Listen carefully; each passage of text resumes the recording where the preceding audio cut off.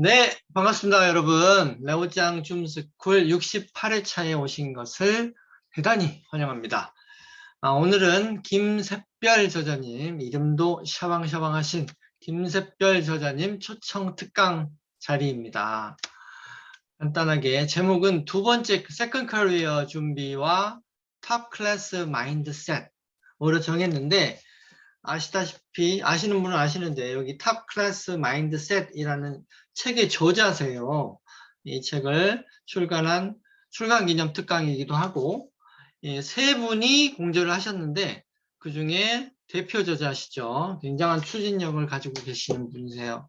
최근에 아주 이쁘게 생긴 아기를 낳으시고 지금 한참 육아로 시달리는 와중에 이렇게 특강에 응해 주셔서 대단히 감사합니다. 자, 그래서 성공적인 커리어 전환에서 가장 중요한 것은 방향성이다.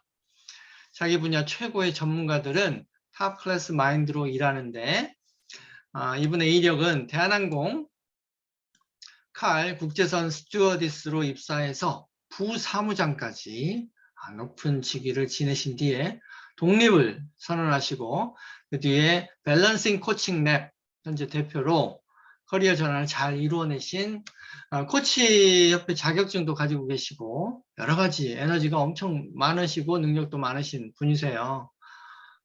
젊지만 아주 대단한 에너지가 본받을 만한 그분께 이직의 기술에 관련된 주제로 한번 잘 말씀을 들어보겠습니다. 오늘 이벤트도 하나 있는데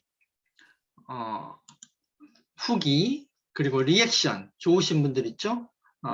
비디오 켜주시는 우리 서민재 작가님처럼 저런 멋진 분들 아마 강력한 후보가 될 것 같아요. 여러분 비디오 참여로 최대한 해주세요. 그래야 여러분 뭘 드리냐면 버크만 진단, 그 셀프 진단 테스트 어떤 툴 중에 하나인데 우리 김새별 코치님께서 별도로 무려 30분을 써서 전화로 하시는 건가요? 줌으로 하시는 건가요? 줌으로 하겠습니다. 줌으로. 이렇게 멋지신 분이랑 또 줌으로 코칭도 직접 무려 30분이나 받을 수 있는 디브리핑을 버크만 진단 디브리핑 세 분에게 베스트 리액션 그리고 베스트 참여 혹은 베스트 후기 이렇게 해서 총 세 분에게 드린다고 합니다. 공헌을 하셨기 때문에 너무 좋은 기회인 거 저도 받고 싶어요. 네. 저도 어떻게 안 될까요? 농담이고요. 자, 하여튼 여러분께 다 공을 돌리겠습니다. 자, 그러면 여러분 사전에 주신 질문을 포함해서 대략 1시간 10분 정도 안팎으로 해주실 것 같아요. 그러면 제 공유는 풀고 우리 김새별 코치님을 영접하겠습니다. 박수로 환영 부탁드립니다.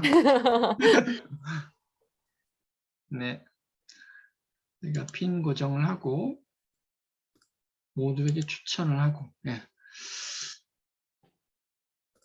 여러분 최대한 저기 화면을 켜주시면 감사하겠습니다. 그래야 말씀하시는 강사님이 힘이 나거든요.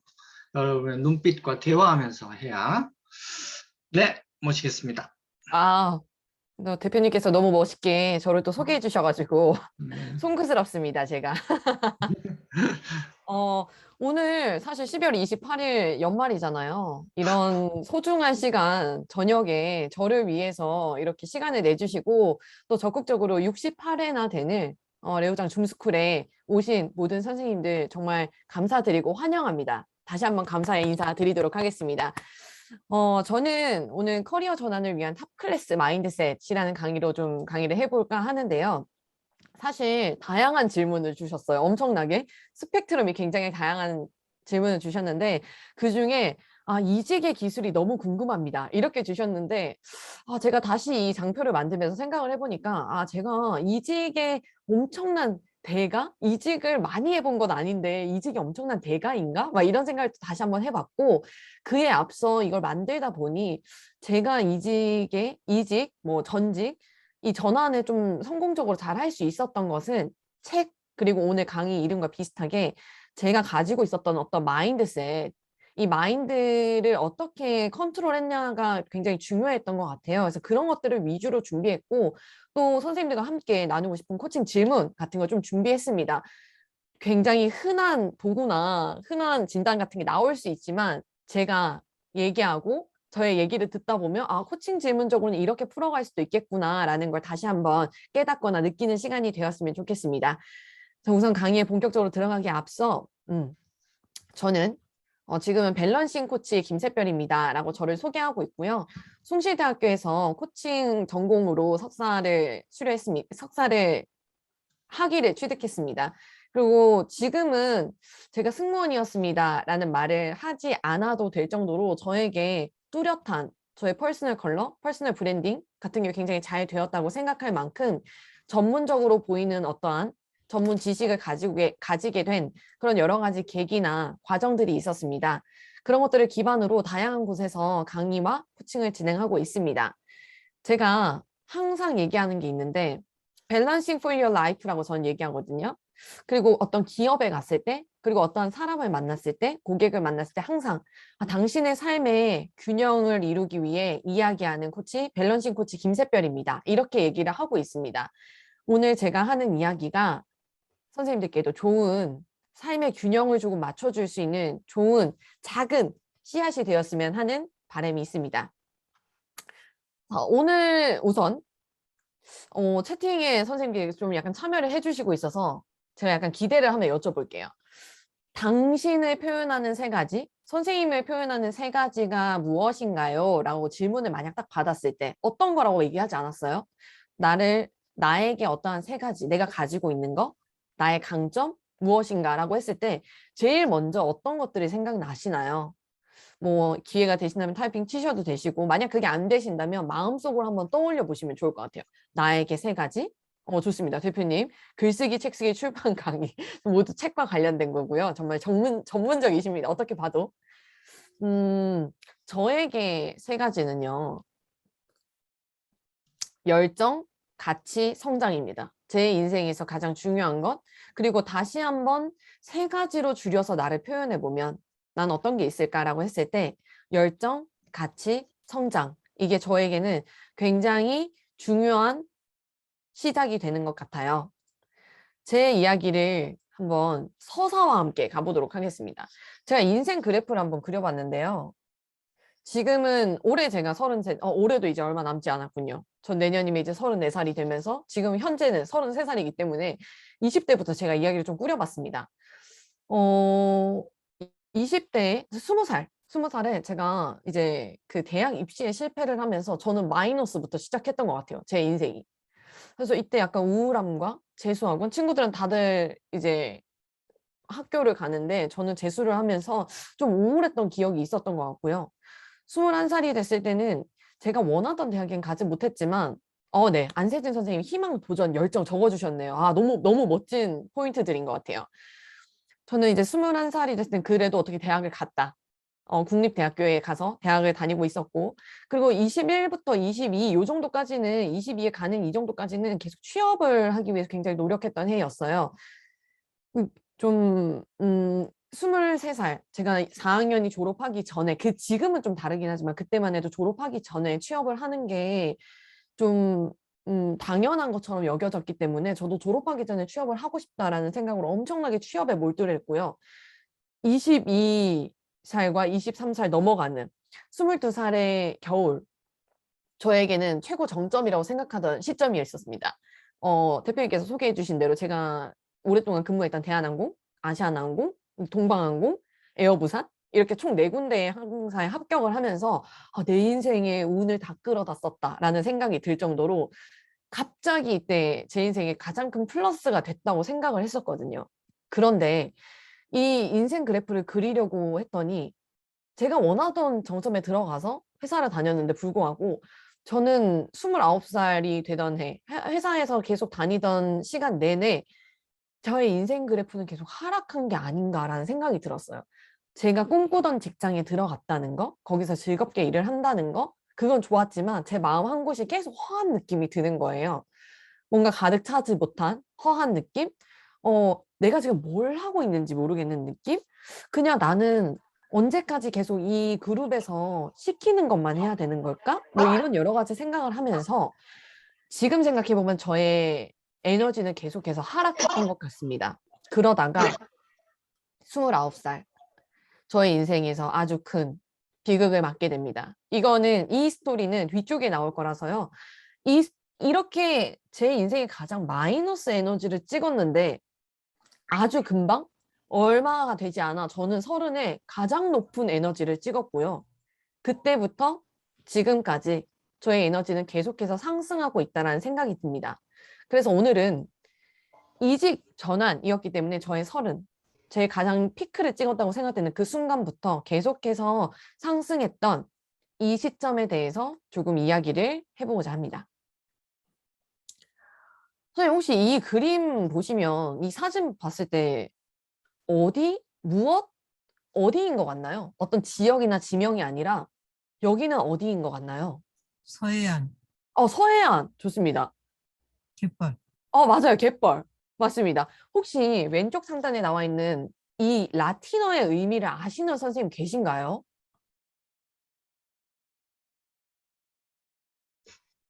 네.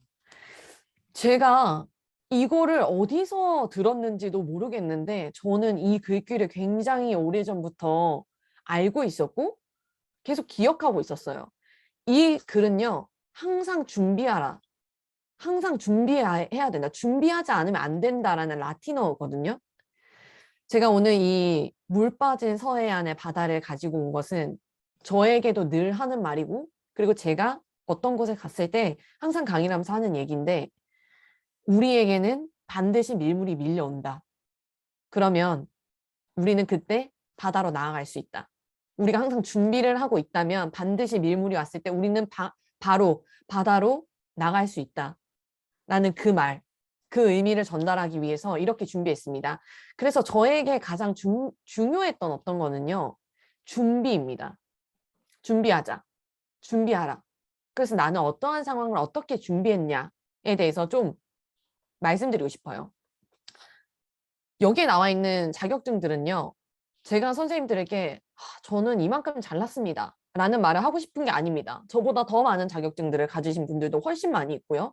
자격증이 곧 그 사람의 어떠한 퀄리티를 증명하는 게 아니기 때문에. 그렇지만 제가 이 다양한 자격 시험을 퇴사를 하기 전까지 준비했던 과정이었어요. 제가 8년을 꽉 채워서 근무했어요. 9년 차에 일을 그만뒀는데 2018년도에 퇴사를 했습니다. 제가 2013년, 2014년 뭐 그 정도부터 퇴사를 계속 준비했던 것 같아요. 그렇지만 당장 나가서 내가 무엇을 할 수 있을지 모르고 어떤 일을 잘하는지 모르고 그리고 여기에 잠깐 있었던 것 때문에 나가서 내가 어떤 것 바로 어떤 다음 스텝에 갈 수 있을 거란 자신과 확신 뭐 그런 게 전혀 없었기 때문에 저는 제가 어떤 걸 잘할 수 있는지 어떤 걸 하면 좋을지 그런 것들을 생각하면서 이 자격증 공부를 조금 했어요. 근데 제가 평소에 관심이 있었던 것들, 그리고 뭐 민간 자격증들을 제외한 국가공인이나 뭐 국제공인 이런 것들에 주로 좀 생각을 많이 했었고요. 상단에는 일단 제가 생각했던 저는 서비스직에서 근무를 하고 있었으니까 내가 이 회사를 나가서 다시 서비스직에 발들이지 않더라도 내가 서비스직에서 근무했던 시간과 학문과 자격까지 모두 다 갖추고 있다면 나는 어떠한 작은 분야의 전문가라고 얘기할 수 있지 않을까라는 생각이 들었습니다. 그래서 그에 관련된 자격증을 취득했고 그 외에는 모두 서비스와는 무관하게 제가 관심이 있는 분야 공부하다가 하다 보면서 해보고 싶다. 이런 걸 하면 더 좋을 것 같다. 라고 생각하는 그런 단계로 넘어가면서 계속해서 준비했습니다. 정말 여러 해에 걸쳐서 시험을 준비했고요. 여러 번의 시험을 쳤고, 물론 떨어진 적도 있고, 다시 또 친 적도 있고, 몇 차례에 걸쳐서 시험을 치면서 저는 이런 것도 제가 어떠한 그 다음 발걸음에 나갈 수 있는 준비를 한 시간이 아닌가라는 생각을 합니다. 왜냐면 무려 5년 동안 걸쳐서 어떠한 것들을 계속해서 공부하고 준비했던 과정이었기 때문이죠. 그래서 이 준비의 마지막 단계라고 하긴 그렇지만 학교를 이제 퇴사를 하기 바로 직전에 퇴사를 하고 제가 그 전에 코칭 자격증 이미 취득했었기 때문에 심리, 코칭, 사람들의 마음 이런 것들을 다 함께 어우러서 제가 그 다음 일을 하면 좋겠다라는 생각이 들어서 조금 더 깊게 공부하고 싶다는 생각이 들었고 몇몇 군데의 코칭 전공 이렇게 뭐 이렇게 경영이나 이런 게 겸해지지 않은 코칭 전공의 대학원들의 이제 면접을 보고 그래서 퇴사 바로 직전에 이제 숭실대학교 제가 졸업한 학교의 교육대학원에 합격을 하게 되었습니다. 그리고 제가 아까 말씀드렸던 열정, 가치, 성장. 저는 열정적인 사람이고 항상 성장하고 싶다라는 생각을 가졌었기 때문에 제가 이렇게 되게 굉장히 열심히 하면서 졸업할 때에도 그 뭐 이렇게 여러 가지 몇몇 개의 상과 좋은 성적 사실 학부 때는 진짜 열심히 공부하지도 않았고 공부라는 게 무엇인지도 몰랐을 때였는데 사람이 내가 정말 하고 싶은 거 내가 진짜 원하는 거를 할 때 그런 에너지가 마음속에 올라온다라는 걸 대학원 공부를 하면서 다시 한번 깨달았던 것 같습니다. 그리고 그에 이어서는 이쪽에 보시면 작게 표시되어 있어서 잘 안 보이실 수 있는데 제가 졸업을 하고 난 이후에 교수님께서 연락이 와서 이 학회에 같이 논문을 좀 내봤으면 좋겠다. 그리고 발표하는 걸 했으면 좋겠다. 그래서 좋은 기회를 주셔가지고 다시 한번 논문을 재점검하고 뭐 이렇게 학회에 나가서 발표를 하는 좋은 기회까지 얻었어요. 사실 교육대학원은 일반 대학원이 아니라 특수대학원이라서 좀 이런 기회들을 갖기가 많이 힘들었는데 제가 뭐 열심히 했기 때문에 이런 것도 그 전에 차곡차곡 준비를 잘 해왔기 때문에 이러한 상황이 왔을 때 크게 당황하지 않고 제 논문 10장의 잔표를 준비해서 남들 앞에서 좀 좋은 느낌을 줄 수 있게 그리고 또 여러 회사에서 저희 한번 해보고 싶습니다라는 콜이 올 수 있게끔 하는 또 다른 준비 과정, 스텝이 되었던 학회 발표를 하게 되었습니다. 그리고 이 왼쪽에 있는 포스트잇은 사실 좀 부끄러운 건데요. 제가 그 굉장히 여러 가지 아이디어 노트를 쓰는데 그 제일 처음 노트, 그리고 제일 처음 표지에 썼던 포스트잇인데 너무 부끄럽고 펴보고 싶지 않은 거지만 버리지 않고 그때의 나는 어떠한 생각을 했었는지 그때의 내가 있었기 때문에 지금의 내가 있었다라는 생각으로 보관을 했습니다. 그래서 여기 찍었는데요. 사실 저는 서비스에 관련된 강의나 업무를 하고 싶지 않았어요. 퇴사를 하고 난 뒤에는. 근데 제가 퇴사를 하고 났을 때는 저는 어떠한 분야의 전문가도 아니었기 때문에 제가 경험한 거, 그리고 아까 보여드렸던 그런 자격, 뭐 이런 것들을 동반해서 그냥 서비스에 대한 강의를 제일 먼저 할 수 있을 것 같더라고요. 그래서 이렇게 서비스에 관련돼서 내가 할 수 있는 강의들을 좀 정리를 했어요. 여러 군데를 좀 보면서 정리를 했고 이것들에 관한 모든 장표를 다 준비했어요. 이 장표를 어떻게 준비했냐면 제가 어떤 곳에 가서 어떻게 강의를 하게 될지 모르니까 8시간짜리 그 똑같은 내용을 4시간짜리 그리고 그 똑같은 거를 2시간짜리 이렇게 여기 나와 있는 여러 가지의 주제를 각 3가지 타임으로 모두 다 장표를 만드는 준비 과정을 또 거쳤습니다. 퇴사 후 한 2달 동안은 정말 이거 만드는 데만 매진을 했던 것 같아요. 그리고 이거는 뒤에서 꺼내도 될 사진이기도 한데요.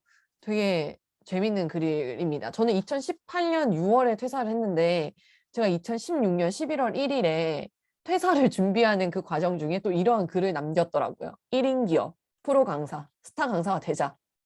준비하자. 나는 준비를 계속하자. 열심히 하자. 더 나아갈 수 있다. 뭐 이런 글들을 썼던 걸 이 장표를 만들면서 아이디어 노트를 다시 한번 보는데 이런 글을 적어 놓은 걸 보면서 저에게 다시 한번 저도 소름이 돋는 정말 이 나에 대한 신념과 동시에 이런 것들을 무작위로 써내려갔던 나의 어떠한 생각들이 계속해서 점이 선처럼 이어진다는 것들이 좀 놀랍다라는 생각도 들었습니다. 저는 이렇게 계속해서 무언가를 준비했던 것 같아요. 뭔가 어떠한 확실한 정점이 있지 않더라도 제자리에 가만히 서 있지 않고 계속해서 뭔가를 준비했던 것 같습니다. 맞아요, 소민재 대표님. 많은 사람들의 꿈입니다. 꿈을 이뤘습니다. 아주 작은 요만한 기업이지만 꿈을 이뤘습니다. 자, 선생님들 그러면 다음 이야기인데요. 계획하라는 끝이 났고요. 다음 이야기인데요. 이 13%와 3% 목표 그리고 계획 준비, 뭐 이런 거에 대한 거예요. 목표에 관한 어떠한 퍼센테이지인데 어떤 거일까요? 13%, 3%.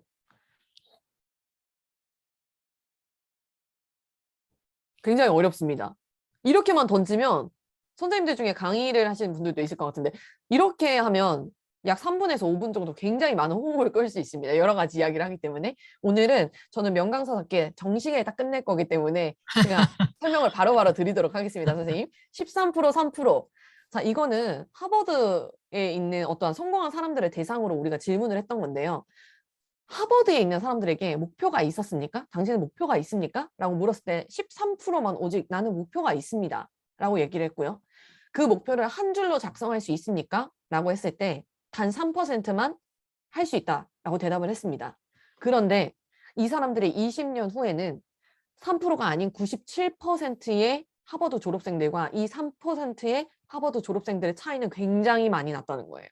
3%의 하버드 졸업생들의 수익이 그들의 벌이가 나머지 97%의 하버드 졸업생들보다 굉장히 몇십 배, 몇백 배 이상까지 차이가 났다는 겁니다. 그래서 우리가 인생에 목표를 가지고 있나? 나는 항상 어떠한 타겟을 지정해놓고 나가고 있나? 이런 것들도 굉장히 중요한 것 같아요. 그래서 이 목표를 설정하는 것, 계획을 하는 거에 있어서는 좀 작은 툴을 이용해 보면 좋을 것 같아서 평소 저도 많이 사용하는 거고 선생님들께서 이미 다른 강의나 이미 난 이거 알고 있는데 라고 생각하실 수도 있는 건데 제가 오늘 가볍게 좀 짚고 지나가도록 하겠습니다. 계획하라. 목표를 계획하라. 이고요. 10년 후 나는 어떤 모습이길 원하나요? 라는 이 질문 굉장히 디테일하게 쪼개서 조금만하게 그리고 아주 이미지를 강력하게 나는 10년 후에 어떤 모습이었으면 좋겠다. 나는 어떠한 장소에서 어떠한 옷을 입고 어떠한 복장으로 어떤 사람들 앞에서 어떠한 제스처를 하면서 무엇을 하고 있을 것 같다. 어떤 걸 하고 싶다. 라는 그런 목표, 그런 계획, 마음에 이런 것들을 이미지네이션 하는 과정이 굉장히 중요합니다. 굉장히 중요합니다. 목표에 가까이 다가가는 것에 있어서 아주 큰 힘을 발휘할 수 있는 거거든요. 그래서 Balancing for your life라고 계속 얘기했는데 이 파트만은 우리가 우리 삶을 위해서 균형을 맞추기 위해서 어떻게 해야 되는지를 좀 지켜봤으면 좋겠다라는 생각이 듭니다. 자, 선생님, 이거 SOS 우리 도와주세요 할 때 이렇게 바닥에 쓰는 거잖아요. 이렇게 넓은 부위에 이렇게 글씨를 쓰는 것 위에서 더 잘 보기 위해서인데 이 SOS를 발견하는 어떠한 것들은 뭐죠? 어떠한 물체가 지나가면서 이 SOS라는 글을 발견하고 구하기도 하고 어떻게 이렇게 행동을 취하게 되나요? 어떠한 위에서. 맞아요. 위에서 맞아요. 행기 비행기요. 좋습니다. 맞아요. 행기 비행기. 헬기. 제가 이렇게 위에서 보는 샷을 헬리콥터 뷰라고 하거든요. 이렇게 높은 곳에서 평평한 곳에 넓게 쓰여진 어떠한 의미, 메시징을 찾아내는 건데 우리가 우리 삶에서 밸런스 있게 우리 삶을 우리가 어떠한 일에 포커스를 맞추거나 바쁘거나 정신이 없거나 내가 안정되지 않는 그 순간에 우리는 헬리콥터 뷰, 조금 멀리 한 걸음 더 떨어져서 내 삶을 좀 지켜볼 필요가 있다는 거예요. 그런데 이렇게 그냥 보기가 좀 쉽지가 않습니다. 그래서 저는 선생님들께 그리고 저에게 라이프 밸런싱 휠이라는 걸 제시할게요.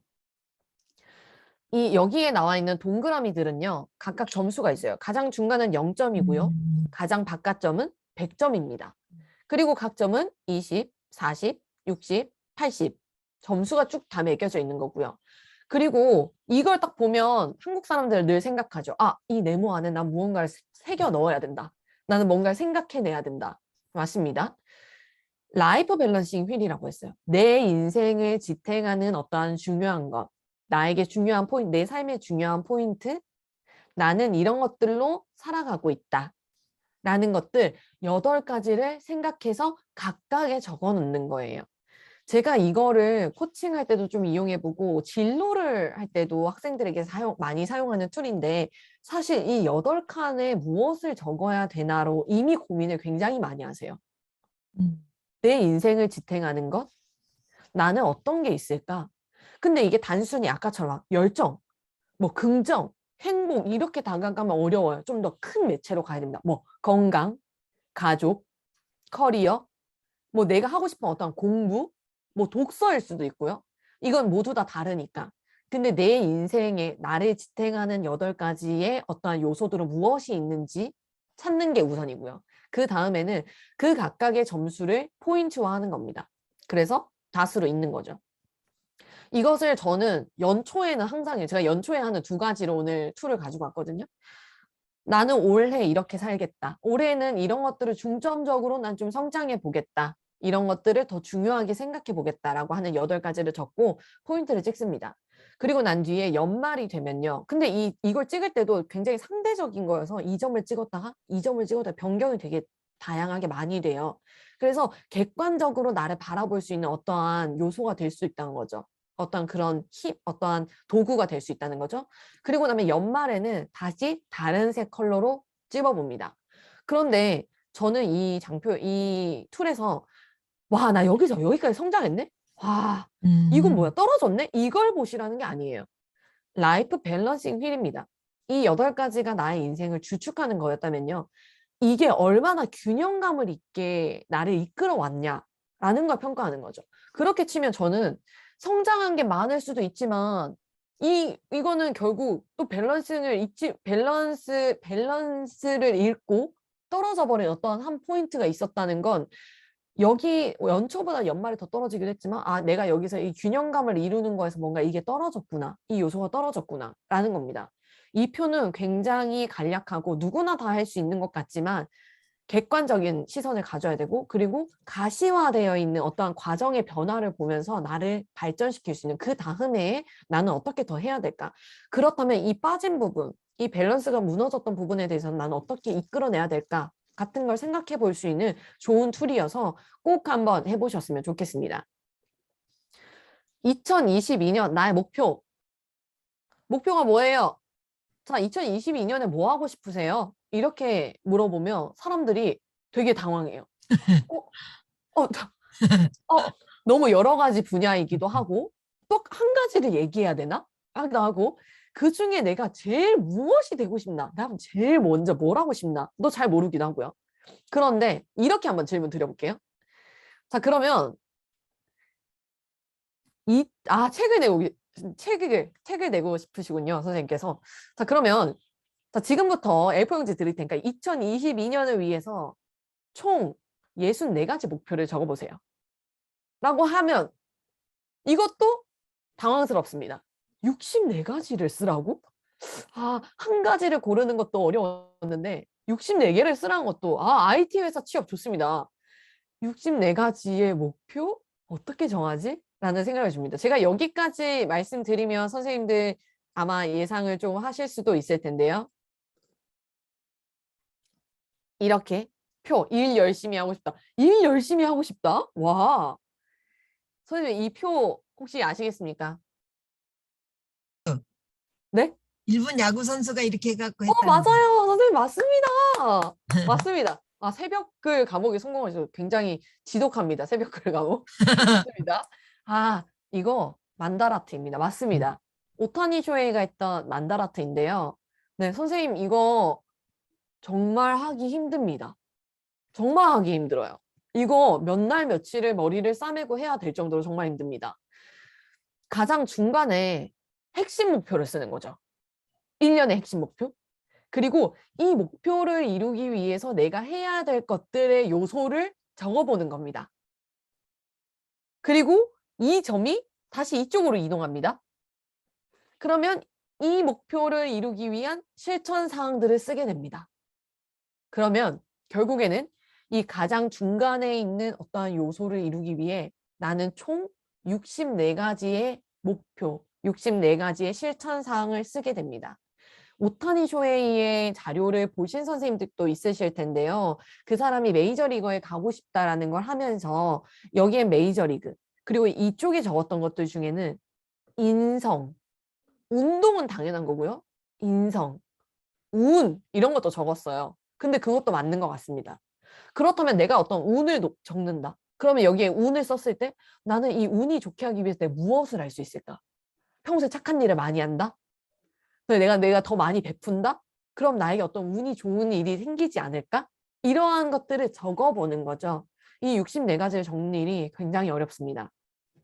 그래서 저도 아직 다 작성을 못했어요. 왜냐면 아직 연말이잖아요. 제가 작성을 지금 계속 하고 있는 중인데 저는 내년에 저의 만다라트의 가장 중심에 이렇게 썼습니다. 순수익 1억 하겠다. 제가 그 회사에서 퇴사하기 바로 직전에 연봉이 6천으로 나왔었습니다. 처음에 나와서 시급 2만 원짜리 강의를 나가면서 그 연봉까지 내가 채우자라는 게 최소의 목표였는데 시급 2만 원의 강의를 하면서 4시간 동안 강의하면 8만 원인데 세금을 떼면 7만 얼마가 들어왔던 것 같아요. 그런 것들을 모아서 6천만 원은 될 수 없습니다. 저는 6천만 원의 연봉을 벌기 위해서 내 몸값을 어떻게 올릴까를 미친 듯이 고민을 많이 했었는데 제가 내년에 이렇게 적은 거는요. 2배로 몸값을 띄우겠다가 아닙니다. 아까 대표님께서 설명해 주셨다시피 제가 올해 출산과 육아로 1년을 거의 통으로 날리다시피 했습니다. 그래서 저는 2배, 올해 것까지 한 방에 같이 가겠다라는 생각으로 내년에는 저의 목표를 이렇게 세웠고요. 저도 이렇게 하는 거에 어떤 부분에는 운 적었습니다. 그리고 인맥 관리 이런 것도 적었고요. 내 몸값 어떻게 높일까? 체력도 적었고요. 강의력은 어떻게 좋게 할까? 나의 컨텐츠는 어떻게 더 좋아지게 만들까? 뭐 이런 것들을 적어보았습니다. 제가 이거를 PDF로 사실 준비를 했어요. 선생님께 드리려고. 이거 인터넷에서 정말 많이 돌아다니는데 그렇게 하면 또 다시 막 인쇄를 하고 흐릴 수도 있으니까 제가 PDF 파일로 만들어뒀습니다. 선생님들께 오늘 이 강의 끝나고 난 뒤에 드릴 수 있도록 하겠습니다. 자, 선생님. 지금 여기까지는 어떤 저의 마음가짐, 뭐 준비, 목표? 그래. 뻔하다. 이렇게 생각하실 수 있습니다. 저는 앞으로도 계속 뻔한 이야기를 할지 모릅니다. 그렇지만 오늘 강의 가장 끝에 선생님들과 나누고 싶은 이야기가 있습니다. 저는 승무원을 했었고 서비스직을 했었고 서비스 강의를 아주 조금 하고 그리고 그 뒤에 커리어 전환을 하기 위해서 굉장히 노력을 많이 했습니다. 리셋, 리스타트, 그리고 리오프닝이죠. 저는 그 전에 전직에서 좀 벗어나고 싶었고 그걸 이루어낸 삶을 지금 살고 있기 때문에 제가 리셋했다라고 저는 생각할 수 있습니다. 이때 제일 먼저 해야 될 일은 나는 무엇을 잘하는가입니다. 오늘 선생님 저에게 질문 적어주셨던 것 중에 나의 강점을 어떻게 찾아야 되나요? 라고 적어주신 분이 있었어요. 그런데 선생님, 나는 무엇을 잘하는가라고 하면은 되게 여러 가지가 떠올라요. 근데 그 여러 가지 중에 돈으로 이어질 수 있는 건 뭐가 있지? 이건 다른 사람들 다 했는데 이거 할 수 있을까? 그럼 난 또 다르게 해야 되는데 이런 고민을 다시 끌어오게 되는 어떤 것들이 될 수 있어요. 그리고 내가 잘하는 이거? 남들도 잘하는 것 같은데 뭐 이런 식으로. 근데 저는 그냥 잘하냐의 문제가 아니라 이게 저에게 어떠한 가치를 주느니 저는 좋은 가치, 좋은 영향력 다른 사람들에게도 주면서 나에게도 어떤 에너지를 주는 그런 삶을 살고 싶었습니다. 저의 3가지 열정, 가치, 성장이었습니다. 저는 충만한 삶을 살고 싶었어요. 가슴이 비지 않은. 그래서 나는 무엇을 잘하는가라는 질문을 조금 다르게 선생님들께 여쭤볼게요. 제가 이렇게 나오군요. 나는 무엇을 좋아하는가? 나는 무엇을 좋아하는가? 그리고 그 다음에는 나는 무엇을 할 때 행복한가? 잘하는 것과는 조금 더 벗어납니다. 나는 무엇을 좋아하는가? 나는 무엇을 할 때 행복한가? 그런데 여기서 한 번 더 묻고 싶은 거, 그리고 선생님들께서 생각해 보았으면 하는 질문이 이게 있어요. 그때 느끼는 행복이란 어떤 거지? 그냥 이게 행복이 기쁘다, 좋다가 아니라 그걸 다시 한 번 더 들어가 보는 거예요. 행복이란 단어는 많은 사람들에게 정말 다양한 의미와 가치로 가거든요. 그래서 이 행복이 나에게는 어떤 의미인가? 내가 누군가에게 뭘 베풀어서 좋았나?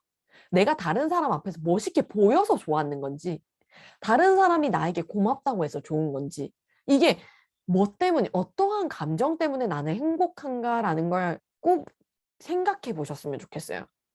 그래서 그게 내가 일하는 어떠한 가치가 될 수 있는 거죠. 그리고 오늘 장표가 좀 섞였네요. 죄송합니다. 오늘 선생님들께 제가 대표님께도 말씀해 주신 버크만 진단인데요. 여기에 나와 있는 게 애니어그램, MBTI, 디스크 정말 여러 가지의 진단이 있는데 그 모든 것들을 믹싱했고 그 다음 단계에 있는 버크만 진단이라는 것입니다. 미국에서 시작된 거고요. 지금 미국에서 굉장히 활발하게 계속 연구 중이고 뭐 유럽이나 여러 군데서 사용하고 있고 최근 한 5년 미만으로는 우리나라 다양한 기업들에서 신입사원이나 이제 진급자 과정에서도 좀 이게 디테일하게 분석하고 서로를 이해하고 내가 어떻게 행동을 해야 되고 관계, 뭐 나의 관심, 부서를 정할 때 뭐 이럴 때도 다양하게 사용하면서 이런 것들을 좀 니즈가 좀 높아지고 있는데요. 여기 제가 이건 자세히 설명드릴 수가 없습니다. 왜냐면 선생님들께서 궁금해 하셔야지 열심히 리액션을 하시고 저에게 버크만 진단을 받을 거니까요. 그래서 여기에 보면 다양하게 나타나는데 나의 평소 행동, 나의 흥미, 나의 관심, 내가 스트레스 받을 때 어떻게 행동하고 어떻게 말하는가도 나오고요. 흥미 분야에 있어서는 여기에 봤을 때는 뭐 과학, 문학, 음악? 뭐지? 과목인가? 막 이렇게 생각하실 수 있는데 저 안에 굉장히 디테일한 소스들이 많이 있습니다. 예를 들면 저의 흥미는 과학이 이거 제 거거든요. 97점인데 이 97점의 과학은 제가 어떤 실험을 하는 걸 좋아하는 게 아니라요. 사실 저는 화학과를 나왔지만 실험을 하는 걸 좋아하는 게 아니라 왜? 왜? 뭐 때문에? 왜 그런 일이 일어났지? 왜 이런 현상이 일어났지? 이건 왜 이렇게 나왔을까? 이 원인과 결과의 흐름에 굉장히 집착하고 왜? 라는 질문을 굉장히 좋아하는 제가 과학이 가장 높게 나오는 거더라고요. 과학은 약간 그런 의미도 있거든요. 그리고 이 구성 요소, 가장 오른쪽에 나오는 구성 요소가 그 프리뷰 진단이라고 가장 높은 3단계 진단에서 나오는 건데 여기에도 다양한 이게 요소들이 나오죠. 컴포넌트들이 나오는데 여기에 도전 점수가 낮으면 낮을수록 자기 그릇을 잘 안다. 자기 분수를 잘 안다. 그래서 자신감도 있고 성취욕도 있고 실패하지 않는 것처럼 보이고 남들이 봤을 때 늘 당당해 보이는 그런 사람입니다. 근데 자기 그릇을 잘 알아서 어떻게 보면 내가 실패할 것 같은 거는 잘 안 한다. 라고 해석할 수도 있는 거예요. 그래서 20점은 사실 저보다 더 낮은 분들도 사실 저는 기업에 가서 좀 많이 뵀는데 20점도 높은 점수는 아니더라고요. 그래서 저도 제 그릇을 잘 알고 내가 잘할 수 있는 것, 그것을 더 깊게 파고 들어가는 것, 뭐 이런 것들에 관심이 좀 있었던 것 같습니다. 이거에 관해서는 정말 다양하게 선생님 한 분 한 분 총 세 분에게 한 분 한 분 한 분에게 정말 디테일하고 이것을 이용해서 많은 이야기를 나눠볼 수 있을 것 같아요. 그래서 오늘 열심히 반응 끝까지 해주시고 열렬히 화원해주신 세 분께 제가 진단해 드리도록 하겠습니다. 자, 이제 그래서 행복은 어떤 상태인가라는 걸 선생님들께서 꼭 알고 분석해보고 나에게 어떠한 가치를 주는 일이 나는 하고 싶은가를 아셨으면 좋겠습니다. I can't do it에서 저는 I can do it으로 바꾸는 사진을 가지고 왔습니다. 너무 뻔한 이야기이기도 하고요. 회복 탄력성에 관한 이야기를 좀 드리려고 하는데요. 아까 말씀드렸던 제 인생의 가장 하락점, 그 에너지가 다운에 갔던 이 지점에 대해서 선생님께 좀 이야기를 해드리고 그리고 그 마인드 컨트롤 어떻게 하나요? 라고 적어주신 분들이 정말 많았어요. 여기서 이야기하겠습니다. 이 이야기는요. 정말 아는 사람이 뭐 회사 내선 다 알죠. 그렇게 되게 부끄러운 일이었고 힘든 일이었습니다.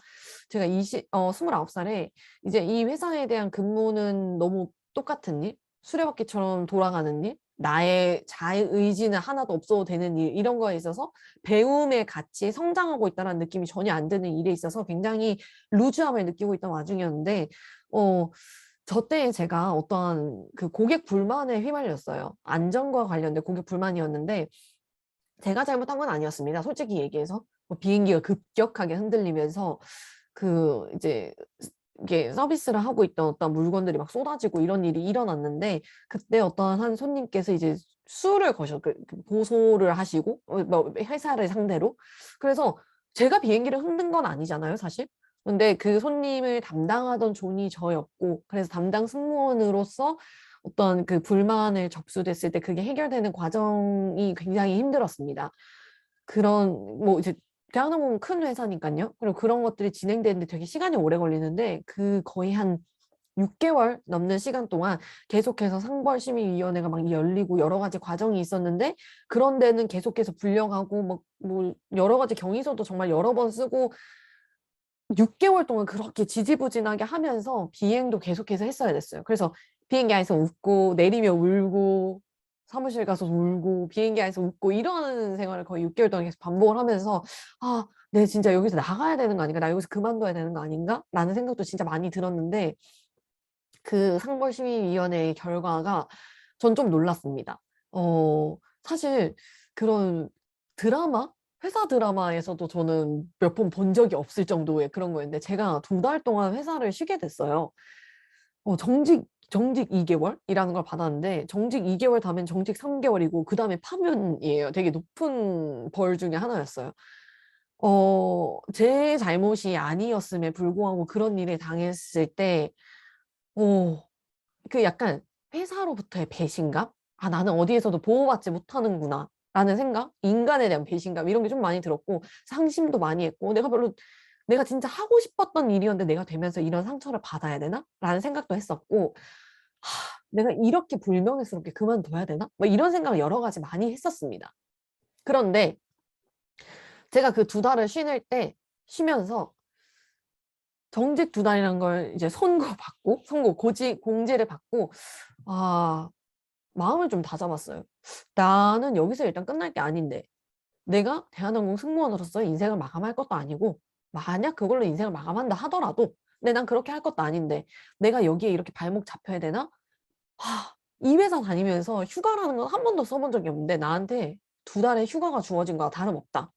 내가 회사 밖에서 난 무언가를 할 수 있다. 뭐든지 할 수 있다. 내가 그동안 하고 싶었던 거, 배우고 싶었던 거, 알고 싶었던 거, 진짜 발로 뛰면서 느끼고 알 수 있는 좋은 기회일 수 있다라는 생각이 들었고, 그 2달 동안 진짜 많은 강의를 듣고, 진짜 많은 곳에 많은 사람들을 만나고, 많은 강의를 보고, 나는 뭘 하면 좋을까를 진짜 많이 고심고심하면서 거듭했던 것 같아요. 이때 나 이런 자격증을 따봐야겠다. 이때 사실 좀 코칭을 받았었거든요. 제가 마음이 너무 힘들어서.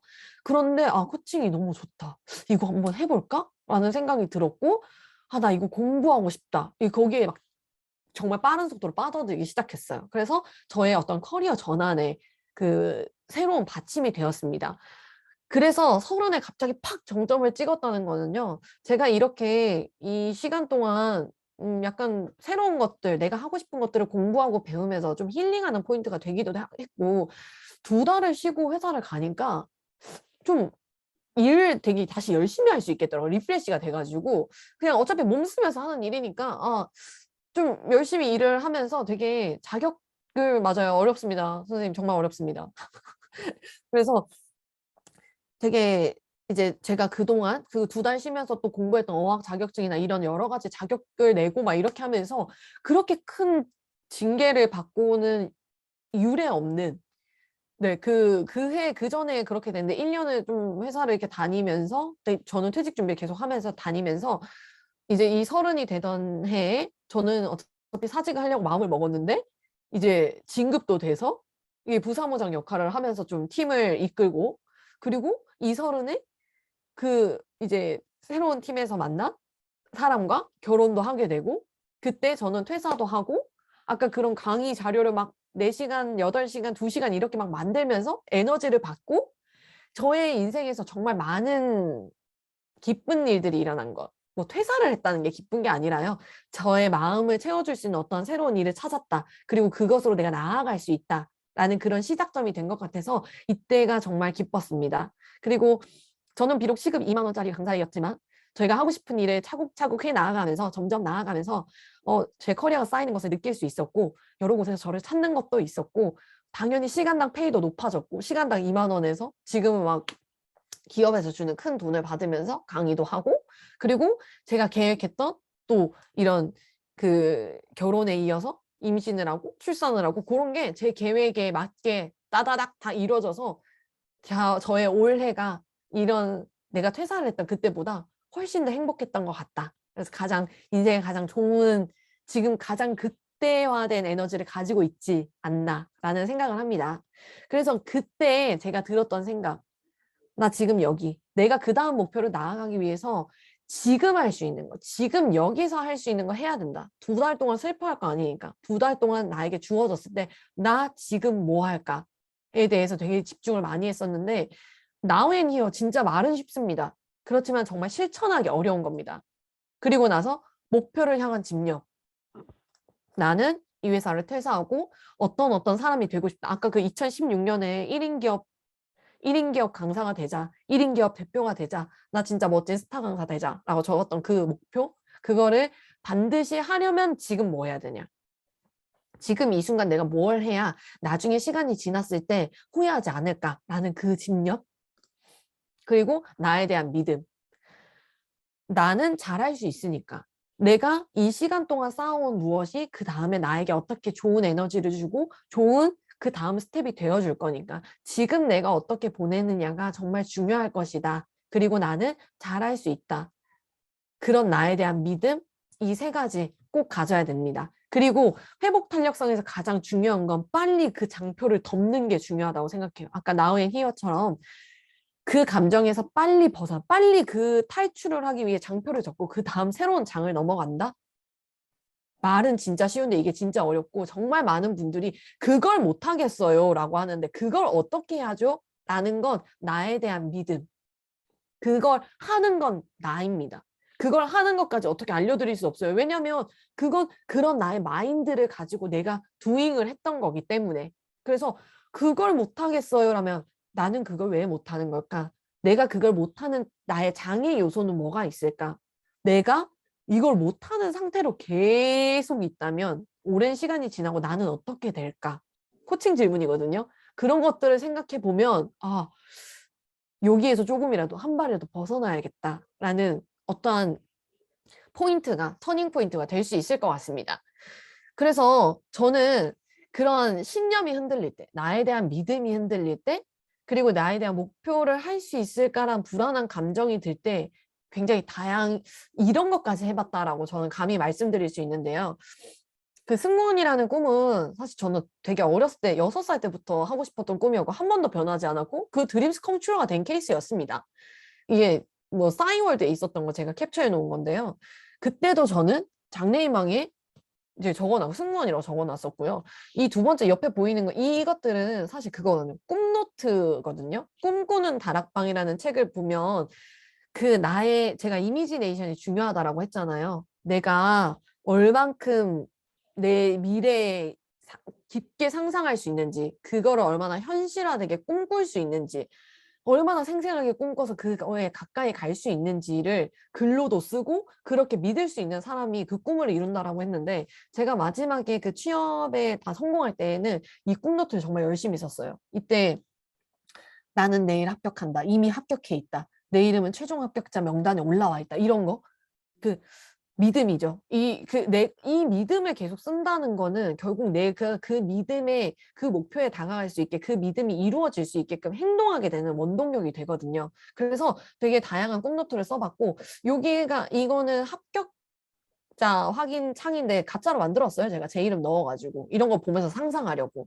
근데 거기에 이렇게 넘쿰 넘파라터스 적혀 있습니다. 2010년도에 썼던 건데 적혀 있고요. 그 뒤에는 이런 것도 사실 했습니다.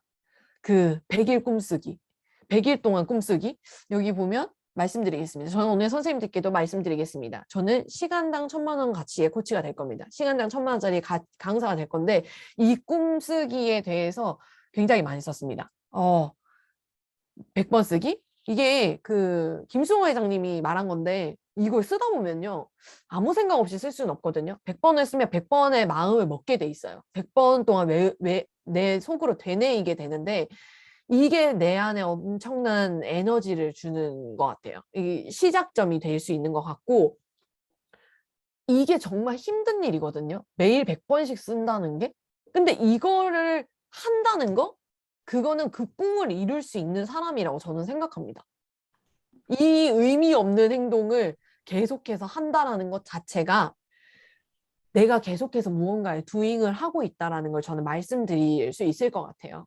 그래서 나의 신념이 흔들릴 때, 나에 대한 믿음이 흔들릴 때 저는 이런 일까지 해봤다라는 걸로 저희 증거 자료를 오늘 다 들고 왔습니다. 저는 제가 진로 강의할 때 좀 많이 얘기하고 저도 얘기하는 건데 스탠포드 대학교에 존 크럼버츠 교수님께서 말한 계획된 우연 저는 그거에 대해서 좀 말씀을 드리려고 하는데요. 실제로 어떤 사람이 진로를 이뤄갈 때 80%는요, 내가 계획하지 않았는데 되었다고 합니다. 내가 그거를 막 정점으로, 목표로 막 죽을 듯이 달리지 않았는데 어떠한 일로 나아가게 됐다라고 하는 거예요. 근데 그러한 게 과거에서부터 이어오는 어떠한 경험에서 어떠한 발걸음, 그 다음에서 어떠한 발걸음, 우연히 만나는 어떤 기회가 나의 직업의 전환, 나의 어떤 커리어 패스, 여기에 굉장히 중요한 터닝 포인트가 되고 그걸 기회로 잡은 사람들이 성공한다라는 이런 얘기예요. 계획된 우연인데요. 이 계획된 우연이 이어지려면 5가지 힘이 필요합니다. 우연히 주어졌는데 그거를 기회로 잘 잡기 위해서는 5가지 힘이 필요해요. 호기심. 나는 어떠한 일이든 늘 도전해본다. 아, 저거에 관심을 갖고 저거 한번 해볼까? 저거는 내가 해보면 어떻게 될까? 다양한 일에 관심을 갖는 거. 그리고 인내심. 아, 조금 했는데 안 될 때, 아닌가 보다. 아니라 한 번만 더 해볼까? 이거 한 번만 더 해볼까? 하는 인내심. 지금이 아니어도 이 꽃은 반드시 필 거야 하는 인내심. 그리고 유연성. 내가 너무 강직하게 하나의 목표에만 두고 있으면 그 목표가 어그러졌을 때 난 갑자기 방황하는 상태가 됩니다. 그래서 80% 정도만, 80% 정도만 계획하자는 거죠. 그러면 그 계획이 일어나지 않았을 때도 유연하게 이거 할 수 있어. 이거 할 수 있어. 이거 안 됐네? 그럼 그 다음에 이거 해보자. 라는 그런 유연성. 그리고 낙관성. 지금이 안 되어도 한 번 더 해보면 될 수 있을 거야. 지금이 아니어도 나에게 실패라는 건 아닐 거야, 이게. 내가 이걸 했다는 건 나에게 좋은 힘이 될 거야. 라는 낙관성. 그리고 위험 감수는 좀 도전적인 결과인 거죠. 실패할지도 모르지만 한번 해볼까? 도전해보는 거? 이 기회에 잡으면 내가 안 될 수도 있는데 그래도 열심히 한번 해볼까? 하는 그런 우연, 맞닥뜨린 우연에 잡을 수 있는 그런 위험 감수. 이 5가지 힘을 우리가 가지면 계획된 우연 이론에 맞춰서 우리는 새로운 어떤 장르를 만나서 전환도 잘 되고 거기서 성공을 할 수도 있을지도 모른다라는 겁니다.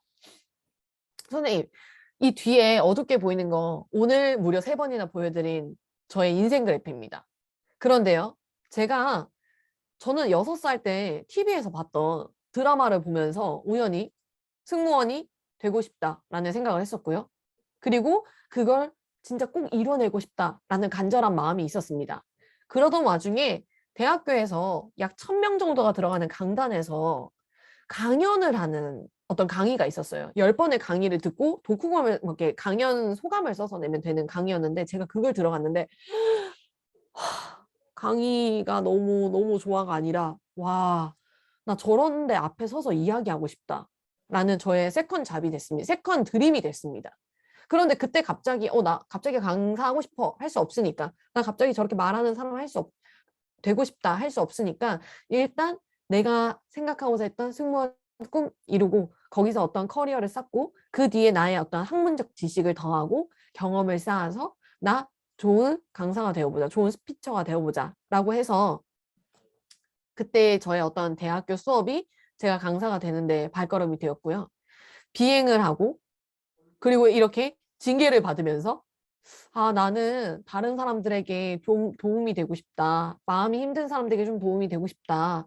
코칭 받아보니까 너무 좋더라. 다른 사람에게 한번 해보고 싶다. 해주고 싶다. 그리고 제가 지금 이제 노무에 관한 공부도 하고 있는데 뭐 부당한 건 아니겠지만 제 마음은 부당했으니까요. 회사의 사교에 의하면 전 부당한 게 아니었겠죠. 그렇지만 제 마음에서 부당했었기 때문에 회사와 사람들과의 관계 그리고 회사 안에서 조직 구성원들에게 어떻게 해줬으면 좋겠나라는 그런 것들에 대해서 되게 생각을 많이 했고 그런 것들을 이야기하는 강사가 되었습니다. 그리고 더 성장하기 위해서 계속해서 성장하고 발전하는 강사가 되기 위해서 나는 무엇을 하면 좋을까라는 생각을 끊임없이 하면서 탑클래스 마인드셋 도서를 쓰게 되었고요. 이걸로 다른 사람들에게 또 많은 이야기를 나눠줄 수 있는 사람 그리고 또 어떤 인사이트를 줄 수 있는 사람이 되었으면 좋겠다라는 사람이 되었고 비록 제가 참여해서 넣은 거지만 이 책을 검색하기만 해도 제 이름 색자를 검색하기만 해도 네이버에서 저를 만나볼 수 있게끔 저는 또 한 걸음 성장했다고 생각합니다. 어쩌면 제 삶은 계획된 우연에서 계획된 우연이 이루어졌던 것 같아요. 저의 삶이 마이너스 플러스를 오르락 내리락 거리면서 왔다고 생각하지만 이 강의를 계속 만들면서 적으면서 선생님께 어떤 이야기를 들려드릴까라고 생각했을 때 결국 저는 어떠한 지점에서부터 저의 현재 지점까지는 계속해서 성장, 어떠한 얕은 이런 각도일지라도 가파름이 있지 않은 어떤 코스라도 나는 계속해서 걸어온 것이 아닐까라고 생각이 들고요. 이 다음에도 저는 이렇게 계속 나아갈 수 있는 좋은 에너지를 가지고 계속해서 나아갈 수 있는 어떠한 사람이 되고 싶다고 생각합니다. 선생님께 원래 뭐 어떤 거 생각하세요? 이런 거 막 물어보려고 했었는데요. 명강사이기 때문에 지금 시간이 다 돼가고 있습니다. 선생님, 선생님들께 제가 반드시 말씀드리고 싶은 거 오늘 제가 한 거는 특별한 게 아닙니다. 목표하기, 계획하기, 만다라트, 뭐 밸런싱, 라이프 밸런싱 일 어디에나 널려 있고 어디에나 할 수 있는 겁니다. 그런데 저는 이렇게 말합니다, 선생님. 아는 것이 힘이 아니라 하는 것이 힘입니다. 내가 알고 있지만 하지 않으면 말짱 도루묵입니다. 그거 저런 시트 있어 라고 생각하면 나는 올해의 나와 내년의 나는 별로 다르지 않을 수 있습니다. 하는 사람은 무조건 달라진다고 생각해요, 저는. 그래서 너무 뻔한 이야기, 누가 해도 할 수 있는 이야기였지만 이것을 실행해 보는 사람은 저는 강력한 파워를 정말 가질 수 있다고 생각합니다. 그래서 커리어 패스, 마인드 컨트롤, 셀프 코칭 선생님께서 질문 주신 것들이었는데 계속해서 저는 저를 다그치고 저를 달래고 저에 대한 믿음, 나는 할 수 있다, 목표점을 향해서 나아갈 수 있다라는 저에 대한 믿음을 흔들리지 않기 위해서 다양한 도구를 이용해서 저의 믿음을 지켜가고 있고요. 그리고 그런 계획 같은 거는 좀 해가면서 유연하게 이거 안 되면 어떻게 하지? 안 되면 다르게 해보지. 빠른 플랜 B, 플랜 C까지 다른 스텝도 빨리빨리 밟을 수 있는 거는 플랜 A가 단단해야지 할 수 있는 거라고 생각합니다. 그래서 그런 것들을 이용해서 저를 늘 달래요. 근데 저도 그런 갑자기 이렇게 번아웃이 올 때가 있거든요. 그러면은 잠시 쉽니다. 모든 것을 다 멈추고 또 약간 이제 그 감정에 대해서 글을 써봐요. 누구한테 말하면 부정적인 감정을 말해봐야 그거는 부정적인 에너지만 전달되고 거꾸로 얘기하면 나에 대한 이미지만 나빠지는 거라고 저는 생각하거든요. 그래서 글로 작성하고 그렇게 털어내고 그걸로도 안 된다. 그러면 모든 걸 접고 드라마를 시즌으로 때립니다. 확 몰아서 생각을 접고 그런 것들을 쫙 보면서 좀 이렇게 마음을 비워내고 그렇게 놀다 보면 또다시 저는 저를 다그치는 사람이에요. 와, 이렇게 놀았어? 3일 동안? 와, 이렇게 다시 일을 하게 됩니다.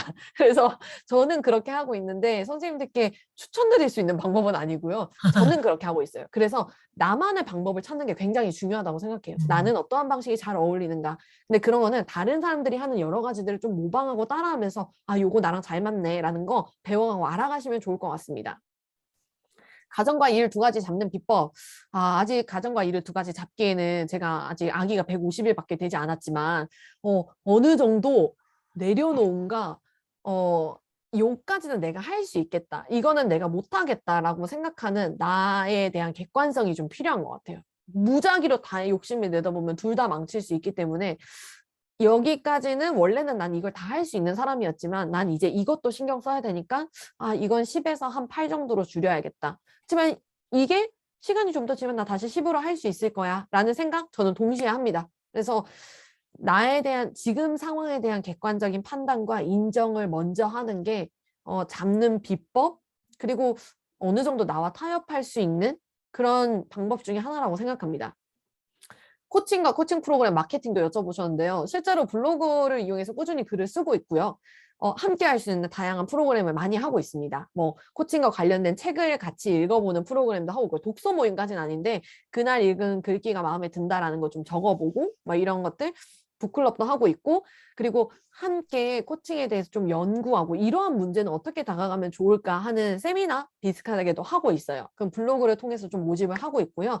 사실 기업에 나가서 마케팅하는 것은 저는 맨땅에 헤딩이었습니다. 왜냐하면 리셋이었고 저는 시급 2만 원부터 시작했었잖아요.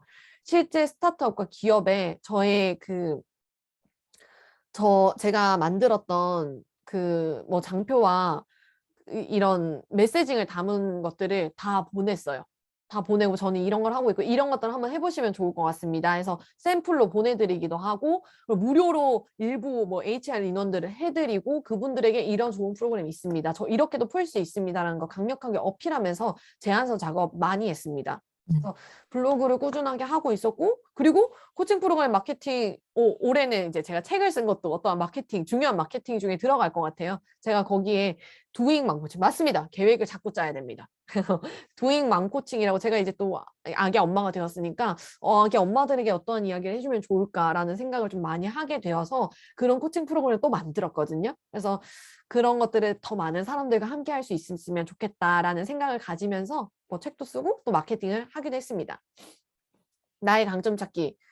선생님, 나는 무엇을 잘하느냐가 끝이 아니라 나는 어떤 것을 할 때 행복하냐. 나는 그 행복한 건 나에게 어떤 의미이냐. 내가 어떠한 의미 때문에, 어떠한 가치 때문에, 어떠한 것 때문에 행복하냐를 찾고 나면 다시 할 수 있는 일이 되게 많아져요. 좋은 일 하나가 아니라 이러한 마음을 느낄 수 있는 일은 굉장히 다양하게 있구나라는 거 찾아볼 수 있고요. 이 질문을 하신 선생님께서 반드시 버크만 진단을 받아보셨으면 함께 강점 찾기를 할 수 있을 것 같은 생각이 듭니다. 그리고 책 네. 쓰기에 관해서 많이 적어주셨는데 책 쓰기는 그냥 열심히 썼습니다. 솔직히 얘기해서. 근데 저 이거 약간 무모했는데요. 저는 그 대표님께서 하시는 글 과목에 들어가진 않았고요. 이 글쓰기도 정말 웃긴데 나는 언젠간 책을 낼 거야 라는 생각으로 그 공저 저자님 두 분과 함께 그냥 썼습니다. 그냥 썼어요. 그냥 우리 한번 써봅시다 해서 글을 먼저 썼어요. 글을 다 쓰고 그리고 레오짱 대표님을 만났어요. 근데 이게 책을 다 써서 원래는 책을 다 써서 출판사들에게 그 목차를 보내가지고 글을 잘 지으시나요? 저는 그 아까 보셨는지 모르겠는데 버크만에서 저 두 번째가 문학이긴 합니다. 글을 읽는 걸 좋아하고 잘 쓰는지는 사실 잘 모르겠습니다. 왜냐면 제가 쓴 내용이랑 책에서는 많이 교정되었습니다. 제가 보긴 했지만 교정이 많이 되었습니다. 근데 글 쓰는 거 좋아합니다.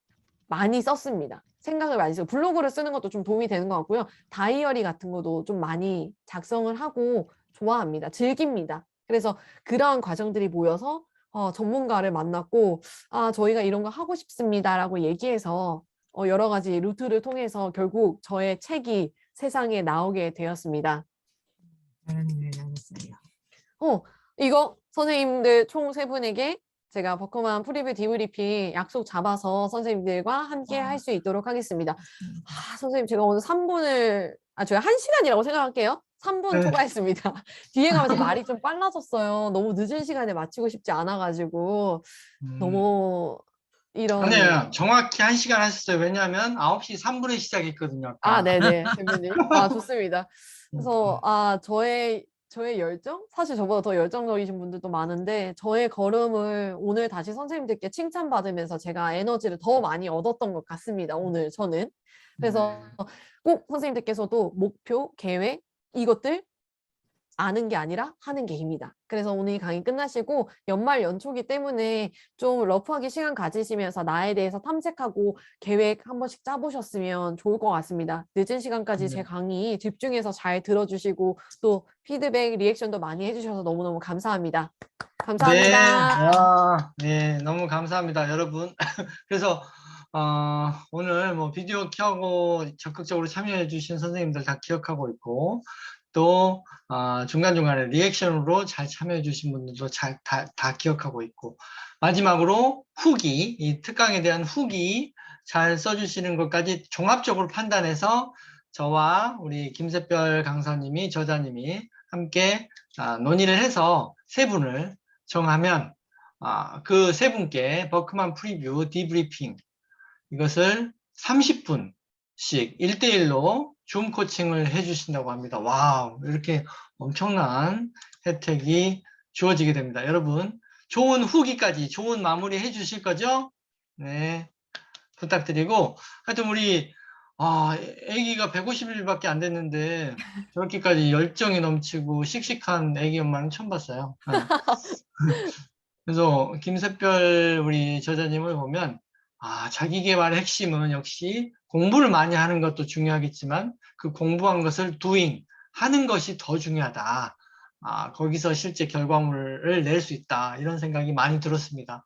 여러분도 하여튼 좋은 소감 많이 남겨주십시오. 그러면 또 우리 김석별 저자님이 애기 봐야 되니까. 고생 많이 하셨습니다. 고맙습니다, 여러분. 조심히 들어가세요. 감사합니다. 네, 고맙습니다. 고하셨습니다.